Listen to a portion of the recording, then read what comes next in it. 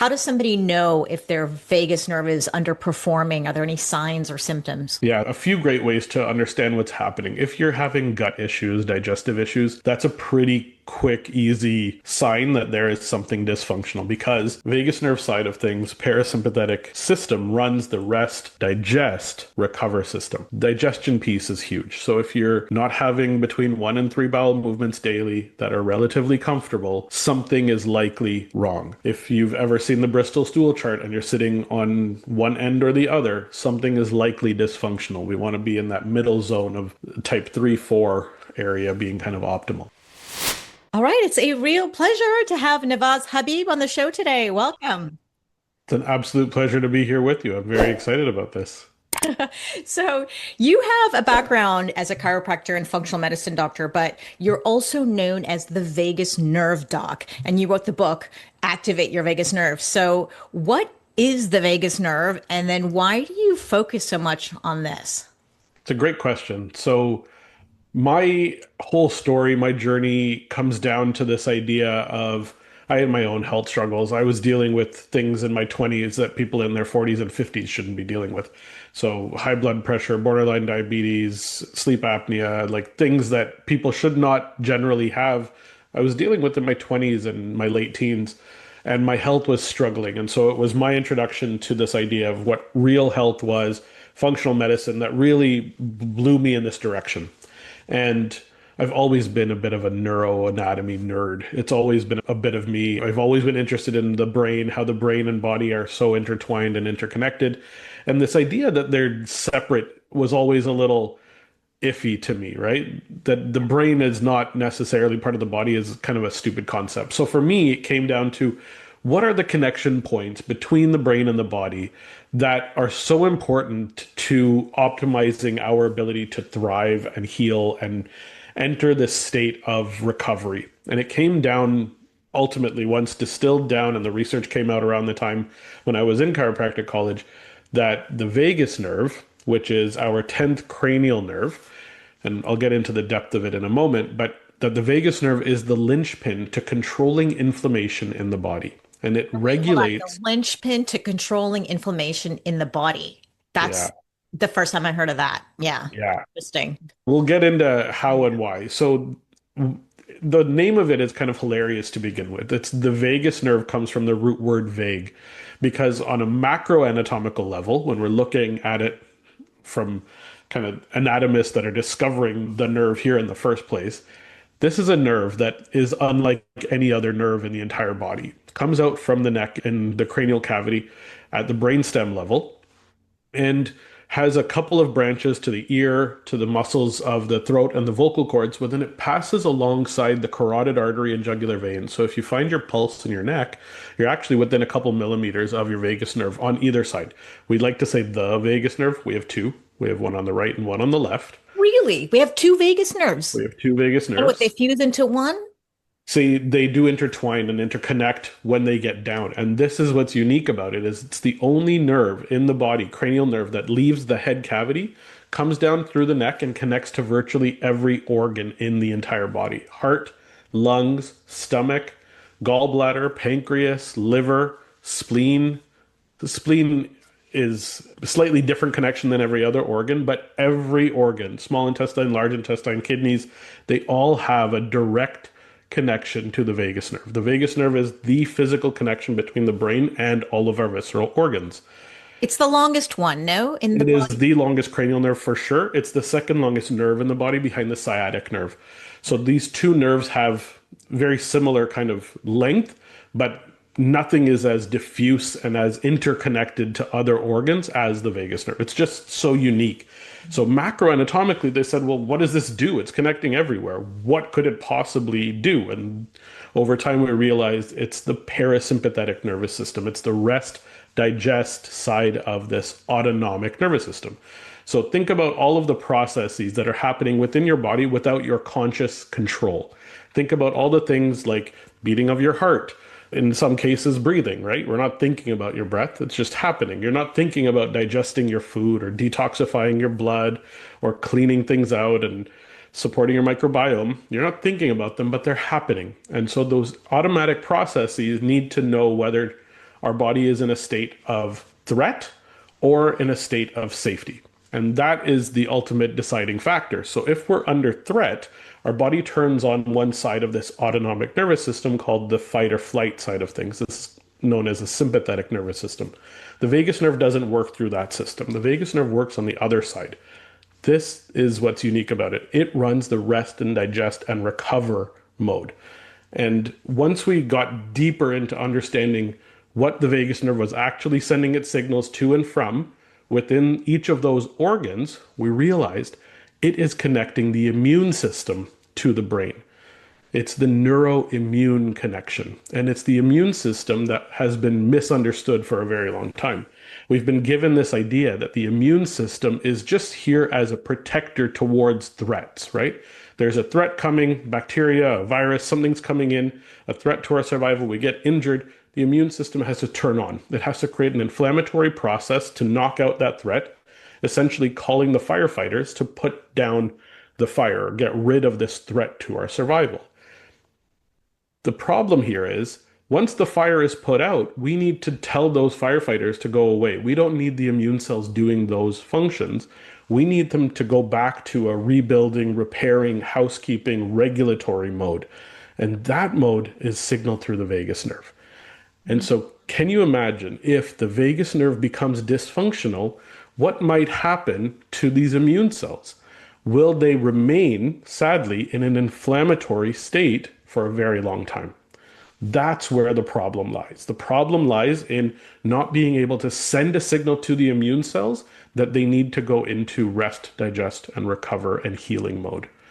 And so this is where chronic inflammatory issues pop up. This is why so many, particularly females, particularly as we get into these menopausal ages, we're dealing with chronic autoimmune conditions. We're dealing with fibromyalgia. We're dealing with migraine. We're dealing with so many chronic inflammatory conditions simply because we're stuck in this inflammatory firefighter on mode, because we're constantly dealing with stressors. And stressors can come from so many different areas. And if our vagus nerve is not effectively working, we can't tell the firefighters to take a breath and let's move over to the repair state, the healing state of those immune cells. Okay, so when you say the immune system, we automatically think of something physical, like you said, a virus coming in or an injury. But I'm hearing also, because this is a brain thing, and you say brain and immune system, and oftentimes we're thinking of the gut when we're thinking about immune system. A lot of functional medicine doctors say, oh, it's everything starts in your gut. So I'm not even sure what kind of this question this is, but I'm trying to figure out how the physical thoughts in your head, or like you say stressor, it could be mold toxicity, it could be pollution, it could be, yeah, the injury, virus. But where does the brain come in? Because going back to my studies in gerontology, and we had a brilliant class called the mind-body connection. And this is a research-based university. I was like really impressed. I was like, oh, okay, this is not woo. This is actually real science. So we had a psychologist teacher, and then we had the physiology teacher explaining the two things together. So definitely I'm convinced that our thoughts in our head can actually make us sick or heal us. So where does the emotions and thoughts, and how does that create the inflammation or this immune response? You're going to love this. And I think this is going to be like a fun little aha moment for some people here. The idea here is the filter is going to tell us whether we're in threat mode or safety mode. And it's the feeling of feeling threatened or feeling safe that actually is going to dictate whether vagus nerve turns on or off. And so I'll explain that in a moment here. We have, like I mentioned, vagus nerve connection to virtually every visceral organ. And those immune cells that are present in those organs are communicating back and forth through the brain to the brain via the vagus nerve. Here's a crazy number for you. 80% of the signals on the vagus nerve are not brain to body, they're body to brain. They're sending signals from the immune cells up to the brain. So the brain is getting all of those inputs as to what's actually happening in the immune cells, in the gut, in the liver, in the heart, in the lungs, through the vagus nerve. Now, a dysfunctional vagus nerve means poor signals of what's getting up to the brain. We don't get effective signaling to the CEO of the body, where all the executive decisions need to be made, if the vagus nerve is not functioning well. So a well-functioning vagus nerve gets that good information back up to the brain, and the brain can then process that information effectively and send signals down through the vagus and other nerves to regulate and put our body, whether to tell it to go into fight or flight mode or to rest and digest mode, and send those effective signals to the immune cells. And the filter is exactly this. The filter, is there a threat or are we currently safe? Now, let's break down those stressors that can trigger this threatened response or this threat feeling that takes us out of this area of safety. There's four types of stress that need to be looked at. You mentioned the biochemical stressors, the mold toxicity, the microbiome dysbiosis, the bacteria, the viruses, the environmental pollution, the processed foods, and extra omega-6 versus omega-3 and whatnot. Okay? We have all of those biochemical stressors, and from a functional medicine perspective, we're absolutely right. Those are threats to our survival, and so they will push us actively towards that sympathetic threat mode when there is dysfunction or excess of any of those bad things. We also have to remember, what if there is not enough electrolytes in your water? What if you're dehydrated? What if you aren't getting enough amino acids and proteins in your diet? Those are threats to our survival because we lack what we need to thrive. So that's another thing. So too much of a bad thing or too little of a good thing on the biochemical side of things is going to drive us into a state of stress or feeling threatened. And that's going to send signals to the sympathetic side to get the immune system go into fight or flight mode. So it's going to trigger more inflammation. And this is all subconscious, right? You're saying Yes, 100%. it's not like we feel this, or I mean, maybe you That do. particular area of Yeah. biochemical stressors, yes, you're absolutely right. Yeah. But there's three other areas, and we tend to overlook them. So number one, daily stressors. What are the annoyances? I'm in a different life mode than you. I've got 8 and 4-year-old daughters that need to be taken out of the house and gotten to school at a right time every morning. So getting my kids out of the house, the finances, the relationship challenges, the day-to-day sitting in traffic and getting cut off, and the construction and all of the things that are slowing my day down. These day-to-day stressors, how I react, how I respond to those in those moments determine whether I go into fight or flight mode or into rest, digest, and recover mode. And so taking them in and just kind of breathing it out or saying it's not a big deal or realizing that it doesn't truly affect you as badly as you think it is, and we're just kind of in our brains, daily stressors are areas that can push us into that stress area. Physical stress is number three. Are you moving enough? Are you moving too much? Are you sitting on your ass for 30 hours a day, right? Obviously, we're going beyond and exaggerating a little bit there. But if you're not moving enough, that's a stressor. If you're moving too much, that's a stressor. Are you stretching? Are you doing your breathing exercises? Are you breathing correctly? The breath truly is key to all of this.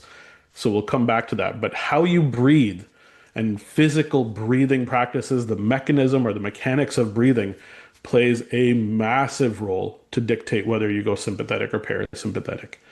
And the last one, and I think the one that is overlooked the most, but is becoming more and more aware, is psychological stressors. These are incidents in your past that scuff the lens through which you see the world.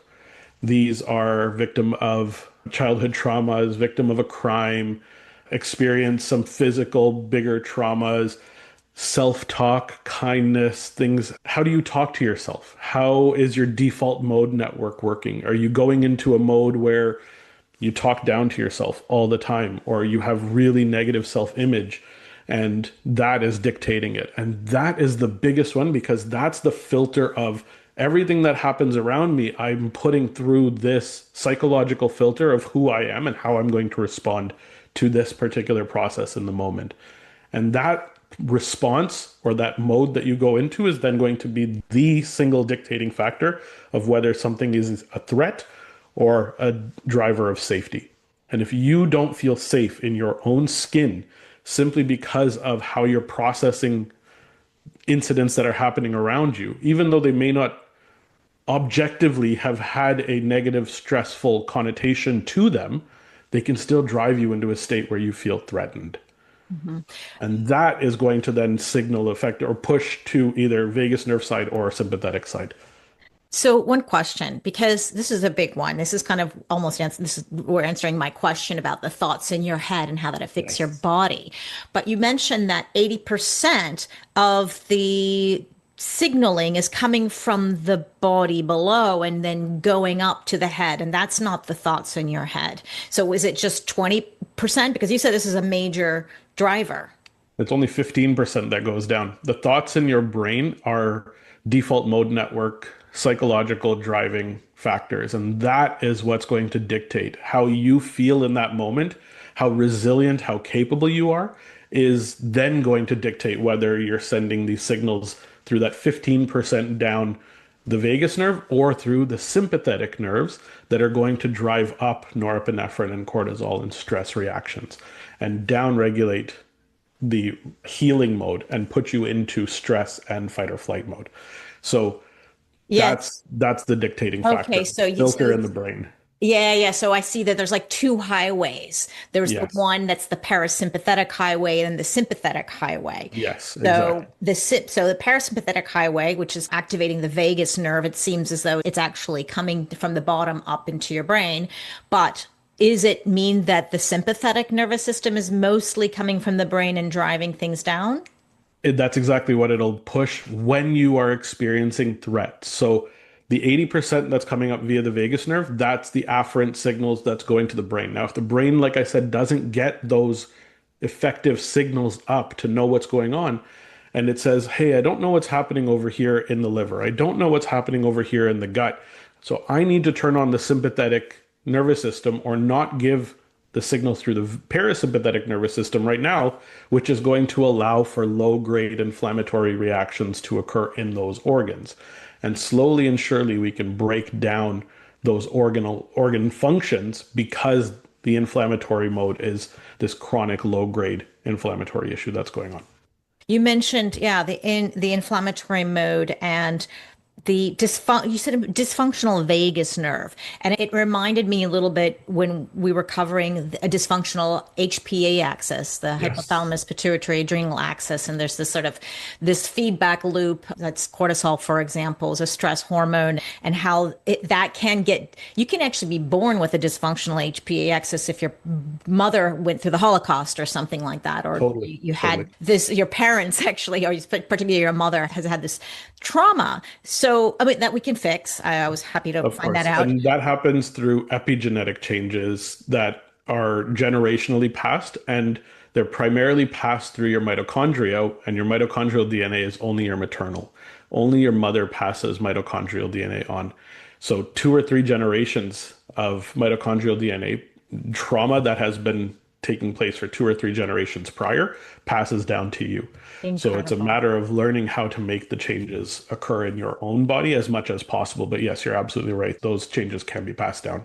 And in case people are completely confused, what does that even mean? What it was explained to me was that if you'll know you'll have a dysfunctional HPA axis is if both you and your friend see a car accident and she's actually calm and you're freaking out. I mean, you have this response, a heightened response to certain things. So how then does that differentiate then the vagus nerve from the HPA axis? So it's the HPA axis. We're talking about hormonal stuff. We're talking about hormone reactions, hormone changes. So HPA stands for hypothalamic pituitary adrenal axis. And this is the neural hormonal connection. So this is there's structures in the brain, the hypothalamus and the pituitary gland, that bring in neural information or information through the bloodstream as to what's happening hormonally within your body. And so actually a major input to the HPA, HPT, HPG axes, everything to the hypothalamus, a major input of that is not just the blood that's coming into the hypothalamus that's being measured for cortisol levels, norepinephrine levels, and other hormones. It's also measuring and getting information through the vagus nerve. So 80% of the information that comes up, that goes through the rest of the central nervous system, and a good component of that does go to the hypothalamus. And so the difference here is One is more hormone side of things, and hormone reactions are slightly slower than autonomic functions. Autonomic functions happen simply through a nerve reaction or a nerve signal. So a nerve signal is like a wire. It's literally an electrical wire. You know how fast electricity runs through a well-functioning wire versus sending hormones, which are chemical signals through the bloodstream to every area of the body. So the autonomic reaction through the vagus nerve or through the sympathetic nerves is going to happen immediately, almost immediately. Hormone reactions are secondary to that. So they'll maintain that pattern throughout. And that's why cortisol rises, but it takes a moment for cortisol to get to that rising moment during stress versus during stress, the sympathetics turn on immediately. So we shut off digestion function because when there's a threat to my survival, I don't really care about digesting my food effectively right now. When there's a threat to my survival, my heart rate needs to go up.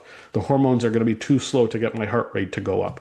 My pupils need to dilate so I can see and check around me for all of the escape routes and what other threats might be coming my way. All of those changes in your body happen immediately through the autonomic nervous system. The HPA axis comes secondarily. So the cortisol rise and all of those hormones come secondarily. They're not less important, they're just slower to the reaction process. Got it. Okay, everything's sort of intertwined and in a 100%. way, right? And so the way I'm understanding it, either have this vagus nerve, this big nerve coming from this brain stem of the brain, and it's going down, touching all the organs and affecting that. And it has a lot of control. It's immediate. 80% is coming from the immune cells from those organs up, and it's responding to fight or flight reaction as well. Exactly. The best analogy I can give, just to simplify this down for people that may not get the full science, is the sympathetic nervous system is like the accelerator of your car, which without it, your car is a hunk of junk sitting in the garage. And the vagus nerve and the parasympathetic nervous system are the brakes of the car. Both are necessary, both need to be functioning well and in balance. But when one is dysfunctional, your body remains in the other mode too easily. So a dysfunctional sympathetic nervous system means your car is a hunk of junk sitting in the garage because you're stuck in parasympathetic mode. When we don't have good parasympathetic vagus nerve activation function, then our car actually becomes a danger to society because we can't slow down when necessary. The brakes are dysfunctional, the brake pads are worn out, the brake line is not functional, and so we can't stop at a stop sign at a red light when there's pedestrians, etc. So it becomes this balancing act between the sympathetic and parasympathetic nervous system is really the optimal goal of getting into a state where you are regulated in homeostasis, able to handle the stressors and be resilient to them all the time. Okay, that's going to be a tall order that you're going to help us sort out. But before we do, I want to understand then, how does somebody know if their vagus nerve is underperforming? Are there any signs or symptoms? Yeah, there's a few great ways to understand what's happening. If you're having gut issues, digestive issues, that's a pretty quick, easy sign that there is something dysfunctional because vagus nerve side of things, parasympathetic system runs the rest, digest, recover system. Digestion piece is huge. So if you're not having between 1 and 3 bowel movements daily that are relatively comfortable, something is likely wrong. If you've ever seen the Bristol stool chart and you're sitting on one end or the other, something is likely dysfunctional. We want to be in that middle zone of type 3, 4 area being kind of optimal. So take a look at the Bristol stool chart. You can Google, that's a really easy one.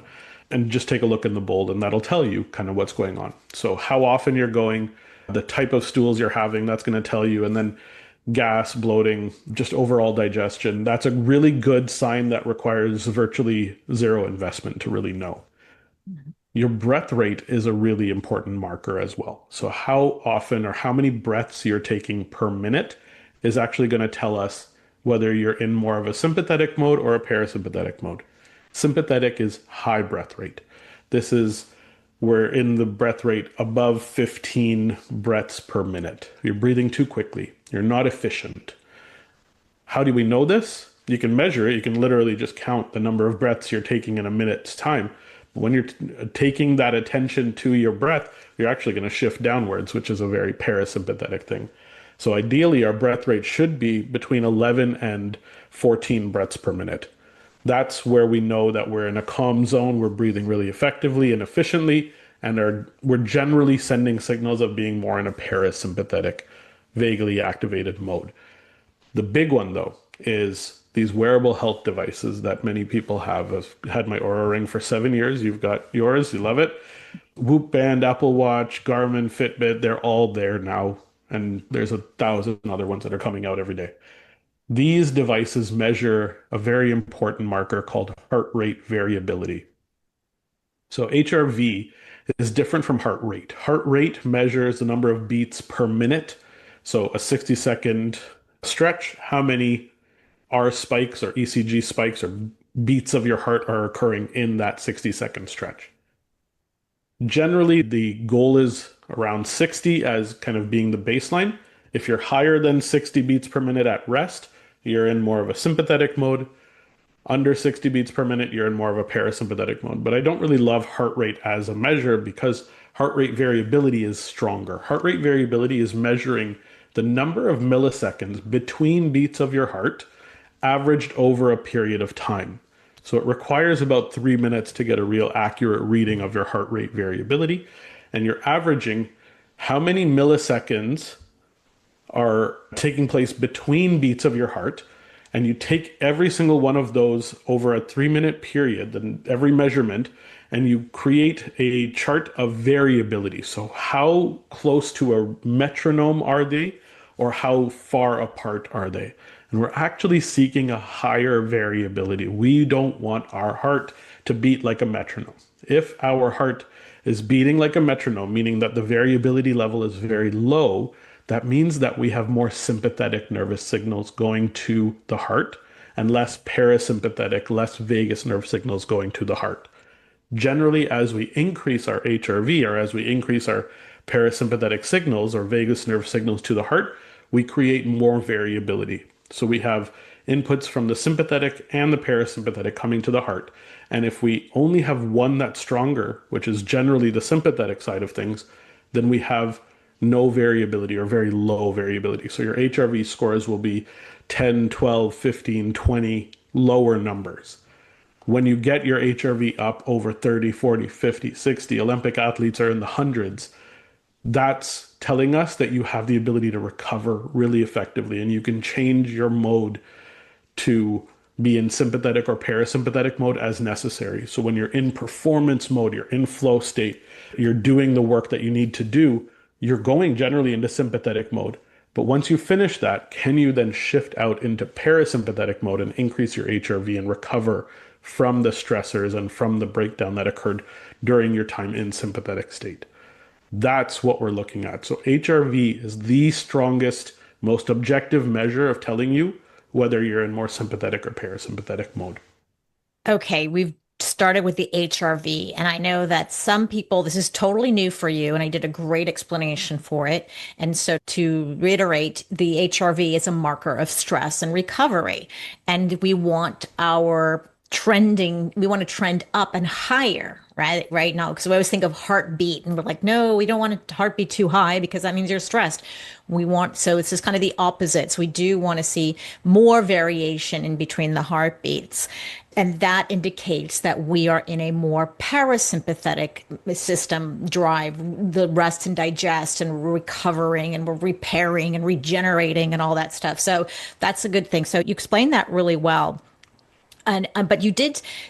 There's a couple of things I want to talk about HRV because there are people who would say that the Oura rings that you and I have and the devices are not that accurate. Like you really need to go to a lab. Is that true? Yeah, absolutely. These devices that you're wearing on your finger are not measuring your heart rate variability. They're measuring pulse rate variability because they're measuring your pulse at your heart rate or based on the pulse that's coming through your finger. But it depends on what you're seeking. If you are seeking diagnostic level testing and diagnostic notes and kind of, if you're really worried about understanding exactly where you stand, then that's where you have to go. You have to go to a lab that can do that measurement for you with objective testing at the heart, measuring electrical activity. But this is pretty close. And so I never use any wearable device in a diagnostic manner. I always utilize them as a great trend marker. What's really good about them is they tell you about your sleep and they tell you about your steps and they tell you about your HRV or close to it. And so you can see within a little bit if today was a good day or a bad day. Did I sleep well? Did I not sleep well? What time did I actually fall asleep? How many times did I wake up at night? What percentage of the time did I spend in deep sleep versus light sleep versus REM, right? And getting to know these things, wearable devices are far more powerful in empowering individuals to make habit changes and lifestyle changes that can be beneficial for their entire lives. They're not diagnostic in any way, but they can tell you about your body temperature and say, hey, you might be getting sick. And then, sure enough, that next day you're sick, right? These things are relatively accurate. They're only getting better as time goes on. But if we're not seeking purely trend data, if we're seeking diagnostic data, then absolutely you have to go see your doctor or go see somebody at a specialist lab for that. I always say, just look at the trends. Like with any of these kind of Exactly. devices, or even a scale. I mean, our body fat and muscles. Like, let's Totally. just, yeah, they're not perfectly accurate, but they are good tools, and they can be, unless you're completely obsessed by it and actually ruins your day because you see a number, you take it a little too seriously. So, but if we can understand how to use these tools, I think they could be very useful. The other thing that you said was that between 40 and 60 of an HRV is probably a good shows good recovery, but there are people who say, wait, no, we shouldn't be comparing ourselves to the athletes or comparing ourselves because it's everyone's a little individual. But is there, it sounds like there may be a range for general population and our age, because if you measure my kids who are in their 20s, like the Yeah. HRV is like going through the roof. It's so good. And they're not even doing half the stuff that I do. They also haven't managed or had to deal with a quarter of the stress that you've had to deal with in your life, right? So, yes, HRV is absolutely an individualized biomarker. There is no reason and there's absolutely no benefit in comparing your HRV to somebody else's. I get asked this question all the time. What's a good HRV? My answer is always better than yesterday. Doesn't matter who, like, don't compare with your friend, don't compare between devices. Like, I've tried wearable watches versus wearable aura ring or whatever, and like completely different. They're trend markers and they're trends for you. And you're different when you're awake versus asleep, and you're different when you're in a stress mode versus a calm mode. You're higher generally on vacation than you are when you're dealing with an important meeting or something along those lines. We always need to note that your HRV trends are purely individual. Don't compare yourself with anybody else. Don't compare between devices. And the best HRV is better than yesterday. Can you trend upwards? Period. I like that. So we're going to have to talk about how to trend upward because that means that we're in this recovery mode, and that's a good thing if you're interested in longevity. But I'm wondering, I've clearly noticed I've had an Aura ring, which is one of these smart rings that can detect HRV for 5 years now. And I've noticed I had hip surgery, two hip surgeries, 3 months apart, and it was a really good chance to see my HRV tank over the years because with osteoarthritis, which I had, I wasn't able to move. I couldn't do any more cardio work. I couldn't do any more impact, and I just saw it going down and down. And of course, I'm under a lot of stress, physical stress and mental, emotional stress. And then as I had the surgery, I was able to move more. It's been now 1 year with one hip, 9 with the other. I could see my HRV improving because I'm able to now move and do things. I'm in a better space. And so it's really interesting to see those trends. And love getting the crowns and messages from Aura saying, whoa, your HRV is trending up. And I'm attributing that to perhaps the whole thing, not only the physical exercise, but there's two questions I hear here too, because one is, well, the exercise can be kind of a stress. So how is that impacting this rest and digest mode? And that doesn't make any sense at all. How is that contributing? Yeah, it's a great question because exercise is a stressor, but is it a good stress or a bad stress? So I like to define these because it's really helpful to note where stress can be beneficial and how stress is actually really good for you in certain ways and certain aspects. We tend to demonize stress pretty effectively. Good stress is any stressor or challenge that you experience, but it moves you closer to your personal goal. It's driving you towards accomplishing something. So you want better cardiovascular health, go and get on the treadmill, get on your bike and go and do that. You're trending towards it. And that stress is occurring, but you're actually gaining something from it. Bad stress, also known as distress, is anything that moves you away from a goal. So some like a car accident that takes place that you're trying to get somewhere and this occurs and now we have this huge mess of insurance and all the things that you need to deal with, plus your physical health and your emotional health. So these are negative stressors. But how you see that stress is actually really, really important here. If you see it as, okay, it happened and it's objectively taken place and I can move on from this, then it's not so bad and it doesn't affect you mentally nearly as much as somebody who sits in that moment and remains in a very challenging time. I'm going to highly recommend a book. I recently had this wonderful lady on my podcast, Dr. Amy Apigian. Her brand new book, The Biology of Trauma, is coming out, I believe, this week or next week that we're recording in late September. So, highly recommend. But talking about the difference between stress and trauma, and stress loops close where trauma loops remain open. And that's a really important topic when regards to stress. Now, something like exercise, yes, it's good, but here's how you make it really good is you do the exercise and then you teach your body once you're in that positive stress mode at the end of your workout, you teach your body through breathing and recovery practices how to re-engage into parasympathetic mode. You're essentially stretching the elastic with the stressor and then teaching it how to close once again or how to come back to normal. And that is where the benefit of exercise or good stressors is in completing the stressor and then teaching your body to come back to parasympathetic mode. So I'm a big proponent of post exercise, 5 to 10 minutes of calm breath work to regulate your body and get back to parasympathetic rest, digest, recover mode. Because the more you can teach yourself to go into stress and come out of stress effectively, the more effective you will be when the stressors are negative or challenging or something that you weren't expecting, to be able to teach your body and pull yourself back into parasympathetic mode regularly. That's where the benefit comes from. I love hearing that. I did the oxygen advantage breathwork Oh, training, and that just, I listened to the entire Oxygen Advantage book while doing workouts, and then I was training myself on Buteyko breathing through all of that. Oxygen Advantage, the Bolt score, phenomenal stuff. That is a big part of my Vegas protocol.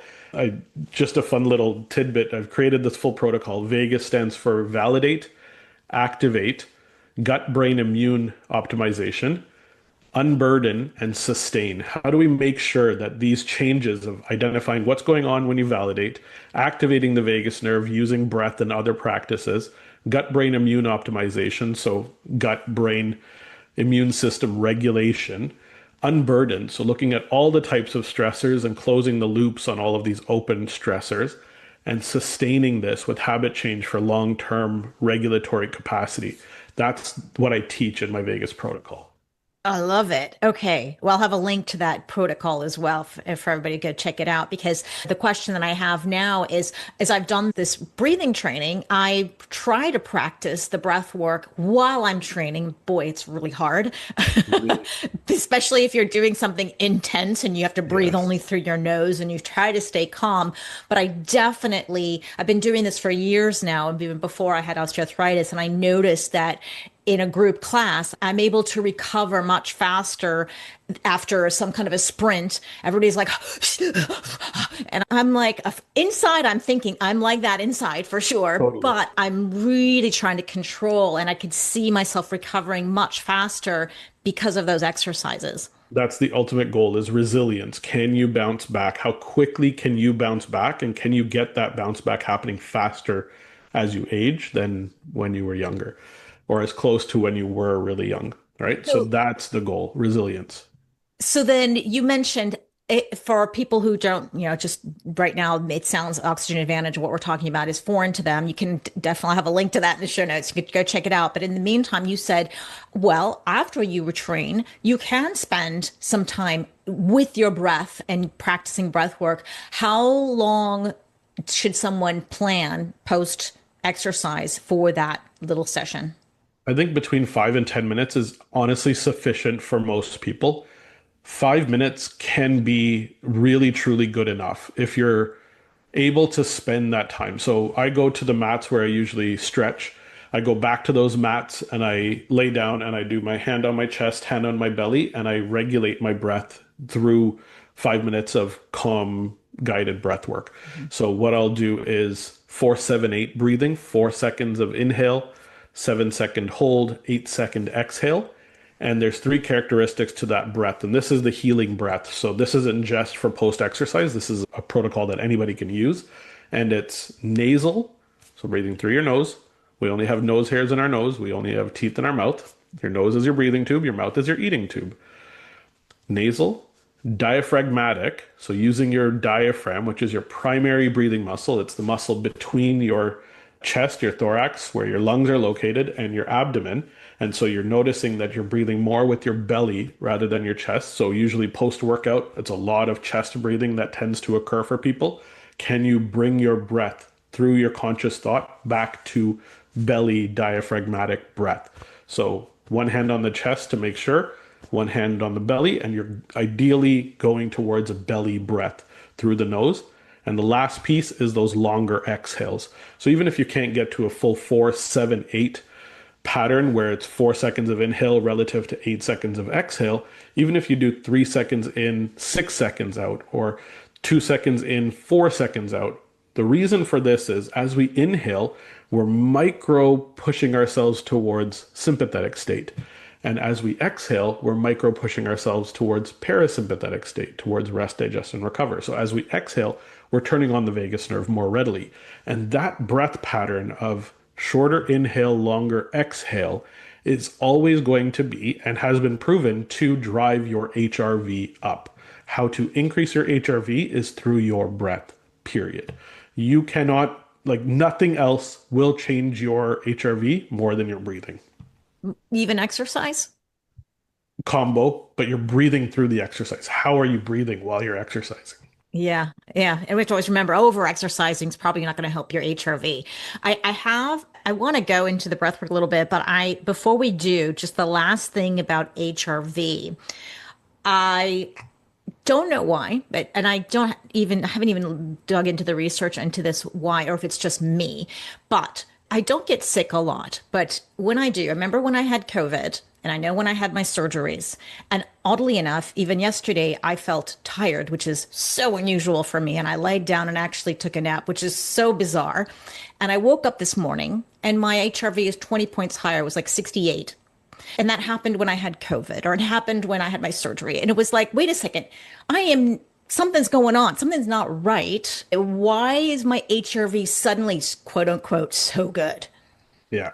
It's you've built resilience and you realize that you had pushed yourself too hard on certain things. So COVID pushed your body too hard, or your workout pushed your body too hard, or you were just overtired because you didn't sleep very well the night before. Oftentimes, if you actively engage in that recovery process really effectively by taking a nap or by doing some breathing exercises, you're able to create that initial shift to say, I need my vagus nerve to turn on really effectively. And you'll see that with your HRV then going up. And so you've engaged the vagus nerve really effectively by saying, I can't be on right now. I need to be in rest mode. And so you enter rest mode really effectively. And that worked for you. Oh, wow. That's why I always say sleep is medicine. I usually Oh, sleep whenever I'm not well. sleep and the vagus nerve are truly like completely intertwined. The reason this works, melatonin shuts down your sympathetic nervous system and allows the vagus nerve to do its work really effectively. So that doesn't necessarily mean go and take all the melatonin in the world, but it means that endogenously, when you produce that melatonin, it's blocking the accelerator and saying brakes, do your job and go out and do that healing practice because right now your body is in need of this recovery practice. So How sleep is amazing. key. The body's so smart. It It's so knows. smart. It just knows. If you haven't gotten anything from this yet, you know that HRV is important. We need to regulate that. Sleep is important. Managing your stress is important. And so we talked about HRV and we talked about vagus nerve, like, and you said they're intertwined. Where do they intersect? The HRV and the vagus nerve. Yeah. Yeah, so higher HRV tells us pretty conclusively that you are driving more vagus nerve activation, and lower HRV tells us that you're more in sympathetic mode. That is the basic takeaway. Higher HRV, vagus nerve, lower HRV, sympathetic state. So then the question is that some people talk about the word vagal tone. Yes. What does that mean? It literally just comes down to how effective is the signaling across your vagus nerve. So if I like to give this little analogy, so I've got this wire here in front of me. I don't know if people are watching via You on video or whatnot, but so we've got a wire here. Now, can you imagine if the wire was slightly frayed, some rats had come by and nibbled off the side of it, or it was completely bent up and just in terrible shape? This wire would become less effective in sending its signal across the wire. That's essentially what's happening with low vagal tone is a breakdown in the actual wire. So what we can do is repair that wire. We can do that through time, through dietary practices, through providing the right tools, the right amino acids, eliminating the amount of inflammatory foods, controlling the amount of immune activation that's occurring within the body, unburdening the body from all of those stressors. That's where the U on the vagus nerve protocol comes from. And so, can we eliminate those? And then, can we teach our body to activate the vagus nerve really effectively using breath patterns, potentially using things like vagus nerve stimulation tools that can help accelerate that process? They're not generally end all and be all on their own. So we all see these wearable or handheld vagus nerve stimulator devices for the ear or for the neck. We've probably seen them on Instagram or whatever social media you're on. And what they're doing is they're electrically trying to get that vagus nerve signal working more effectively. But it has to be paired to your breathing practice. It cannot take place. It cannot have a powerful positive effect on your health if you're running around while still trying to stimulate, right? You can't stimulate for 4 minutes while you're driving your car through traffic. It's not going to work. You need to do this in a calm, parasympathetic, activated mode. And then these stimulation tools can help support that practice more effectively. And they're also just a great prompt to turn your body to rest mode really easily. There are so many devices out there that Yeah. regulate HRV or vagus nerve, vagal I'll tone. claim to. I just actually yesterday somebody reached out to me, a company called Pulsetto. I don't know anything about it, but there are things out there, whether they're good or not good, or like you said, they support. But my question then is, because when I do some of these things, and I'm a huge fan of Newcom, actually, if you've heard of Newcom, Yeah. it's this bio resonant, this audio resonant. You listen to these wavelengths, I guess, and it sounds like music. And I see an effect. And I know that I've recommended people and people are having great outcomes. However, when it comes to these kinds of devices, I sometimes wonder, is it because I just stopped and I'm That's laying exactly it. down and Yeah. I'm just, yeah, like with my breath and I'm present? Isn't it just that, like, is it 80% that and then just maybe 20% the device? What, what's going You're you're exactly right. It's 80% the stopping, the pausing, the breathing, the calm moment, and it's maybe 10 to 20% the additional on the actual stimulation device and if it's actually beneficial for you. We all need to learn to take these moments of calm. If you're going to use a device as a prompt to do that, absolutely go for it. Whatever the device is, right? It doesn't truly make a difference. Where I would make recommendations, and I've worked with a couple of these companies, I know very well who Pulsetto are, do your research.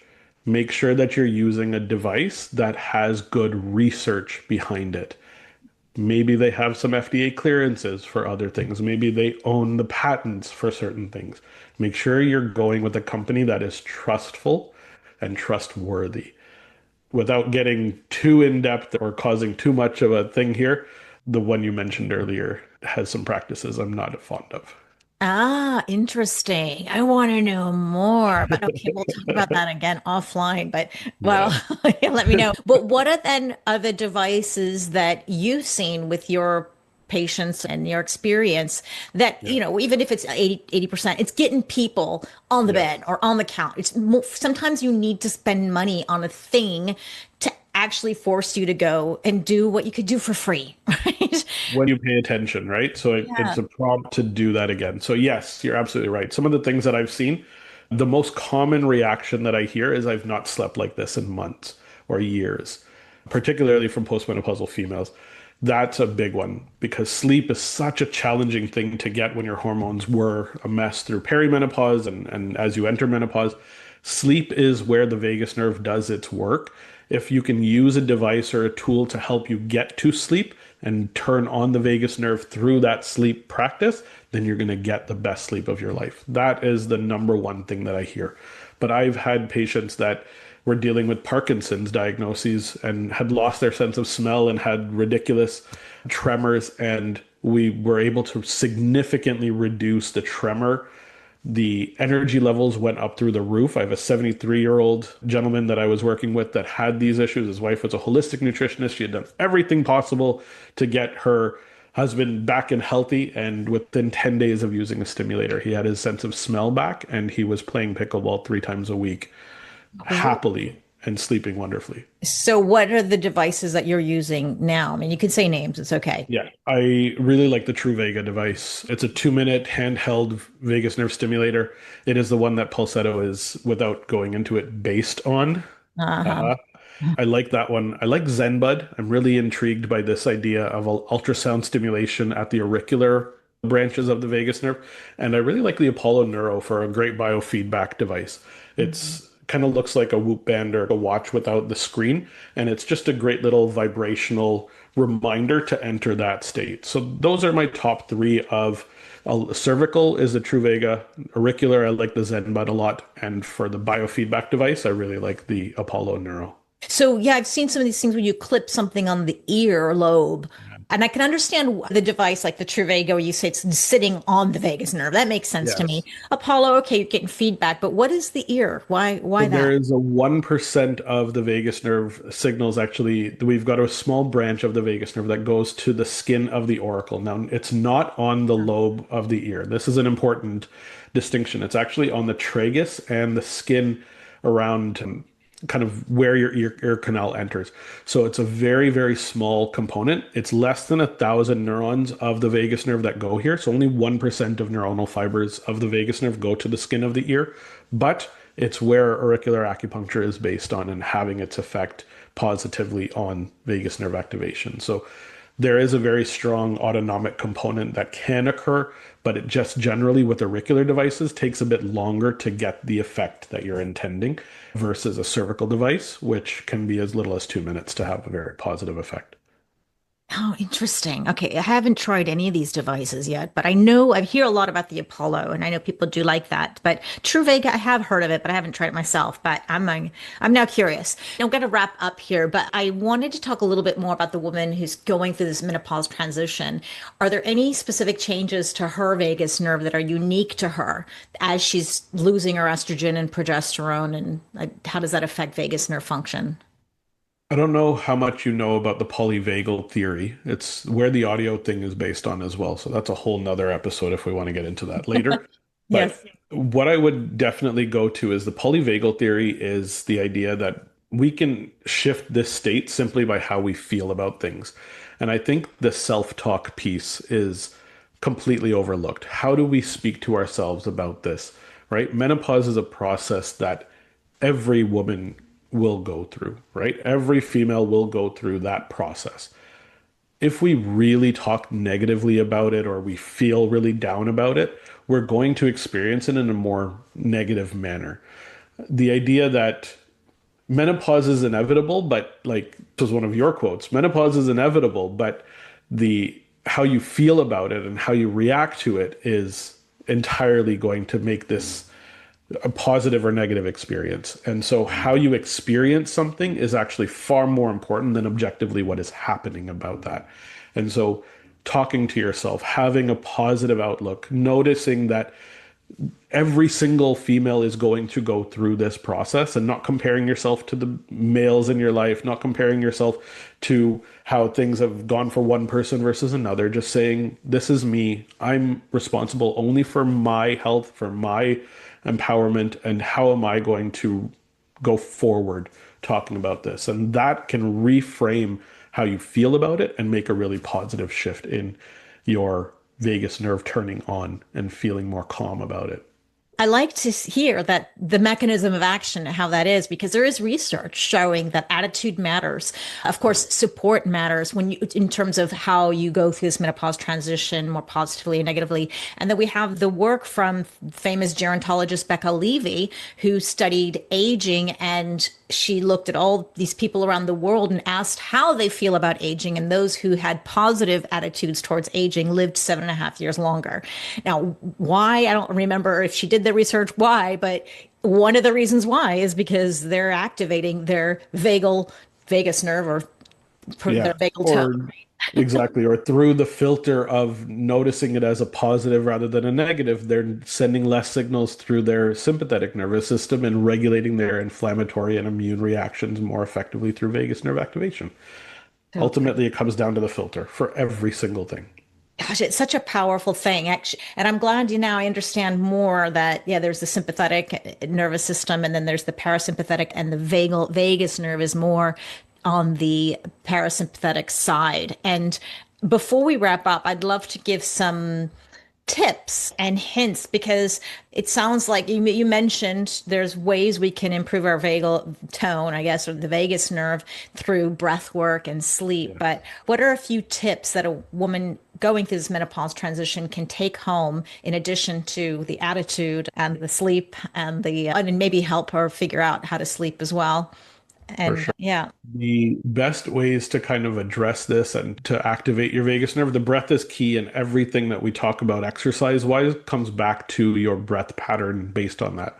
Humming, chanting, gargling, singing, phenomenal, easy ways to focus on this. Even as simple as the idea of Om and reciting Om creates a vibration pattern in the laryngeal muscles. For the math people out there, you mentioned, or I mentioned, 80% of the vagal signals are coming up to the brain via the body. 15% are going down, and 1% goes to the ear. The other 4% go to the muscles of the throat and the vocal cords, very much the throat chakra. And so, if we're able to try to get our vocalizations taking place, the vibration, the patterns of activating and releasing emotion through singing, humming, chanting, gargling, etc., we're able to actually activate vagal nerve fibers that can stimulate the vagus nerve centers in the brainstem. So those are phenomenal little hacks that you can plug in. You're brushing your teeth, go and activate your gag reflex. You're brushing your teeth, gargle with a little bit of water and create that pattern of vagus nerve activation through laryngeal activation. All right. So those You are great little tools. one question, then it just reminds me of if when people have trauma or they're crying or they're wailing, something horrible happened. There's some cultures where they're really vocal about it. So is that a response, like a response to activate the vagus nerve?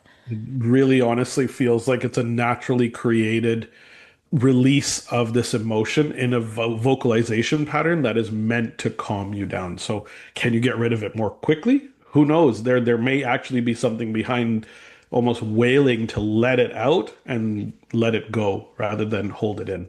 Yeah, yeah, yeah. Okay, let it go, girls. Cool. I mean, I love this. Breath work is so key and it helps with so many things with the HRV and it helps us to sleep. And I would probably add in, like you said, anything that helps you sleep. Some people, it is, I hate to say it, exercising at night. I've had some women do that. And I'm like, oh, you shouldn't do that. But they're like, I feel I sleep like a baby. So I guess If do you it. do, great, but I'm not a big fan of it. I'm a morning exercise person. I think we're very much along the same lines there. Yeah, I think most of us are. But you have one of these people. Progesterone, I think, is probably another great way to Very good tool. try to get safe vagal Big tone. fan of fish oils as well. Fish oils help to regulate inflammatory reactions within the body, and your omega-3 index is a very important marker telling you whether you have more of an inflammatory or anti-inflammatory kind of omega pattern in there. So measuring that is a great way to validate, and then taking fish oils to help to activate more of a positive omega index is really great. You want to get over that 8% marker to be optimal there. Big fan of SPMs. These are the specialized pro-resolving mediators, which are based off of, or they're extracts of omega 3s. So they're hyper pro-resolving, meaning that they resolve inflammation very effectively through high dose omega 3s. So great little tools there. And this is a big one. The vagus nerve only uses acetylcholine as its neurotransmitter. If you can't produce acetylcholine, you can't get the signals out. So acetyl-CoA is produced by the mitochondria, and at the cellular level, we need B vitamins to enable that to occur. And most of our diets are deficient in choline. Choline is the other piece to creating acetylcholine. So choline comes in through important pieces in our diet. Runny egg yolks. Runny egg yolks are the easiest way to get it in. The highest dose is going to come in through organ meats, but most people aren't cool with organ meats. If you want to, go for it. Like that's the best way to get your choline in. But we're very able to from runny egg yolks, not cooked. You'll get them, but not nearly as much. You'll also get them from potatoes, from soybeans. They do have them as well. And from a supplemental form, I really like sunflower lecithin, which is a very high dose phosphatidylcholine. I don't like most choline supplements if they're not phosphatidylcholine. Phosphatidylcholine doesn't affect your gut in the way that something like a choline bitartrate would. So highly recommend like a sunflower lecithin phosphatidylcholine specifically. Interesting. I've just discovered a product. I'm just testing it now called Yoked. And it is just the yolk and it's for muscle. But there Yeah. must be some choline, Well, like yeah, and yeah, it's the powdered way and that you just works. pop it in your mouth. It tastes like a cake breadcrumb. So it's actually Oh, quite nice. But you haven't heard of it? I haven't heard of it, but the way that works, acetylcholine is also the neurotransmitter for neuromuscular junction. So the nerves that attach to muscles to get the muscle to work, it utilizes acetylcholine as well. So it's getting choline in as well to support muscle health. And that's why exercise and vagus nerve are so intertwined because they both use muscle and vagus nerve both use acetylcholine. Oh, gosh, I love it. Okay, I've got still plenty of questions, but I'm going to have to let you go because this is so intriguing. I've been wanting to do an episode like this for so long, and I'm so glad that you came on. And before we go, do you want to tell us a little bit more about your book, or you got a course coming up, a Totally. 10-day Vagus Nerve Jumpstart mini course? For sure. We are very close to, and by the time the episode comes out, we'll have launched our Health Upgraded community, which has exclusive access to the full Vegas protocol course, which is our full in-depth course. You can do it DIY or you can do it guided with us, which is great. So check it out, healthupgraded.com. And my books are I've got two of them. Activate Your Vagus Nerve, which came out about 5 years ago, 7 years ago, and Upgrade Your Vagus Nerve, which came out just a year and a half ago. So those are the two places. You want to follow me on Instagram, Dr. Navaz Habib. That's probably the best way to do it. And the 10-day Vagus Nerve Jumpstart is a free 10-day mini course that anybody can do on the community as well. Awesome. I'll have links to that in the show notes for sure. And go check out his podcast, Health Upgraded. It's great. You and your partner actually are co-hosting actually with it, but you've Yeah. got some great guests on there, and I think it's really, really intriguing. Absolutely. I'm blessed to have JP on there with me. JP, my co-host, is actually the inventor of the True Vega device, which is kind of hilarious. So Yeah. happy to create that connection for you, Zara. Yes, please do. I love it. So thank you everyone who's made it to the end of the podcast. We appreciate you hanging in there with us. And thank you, Habib, for Dr. Habib, for spending your time with us too. And have a wonderful day.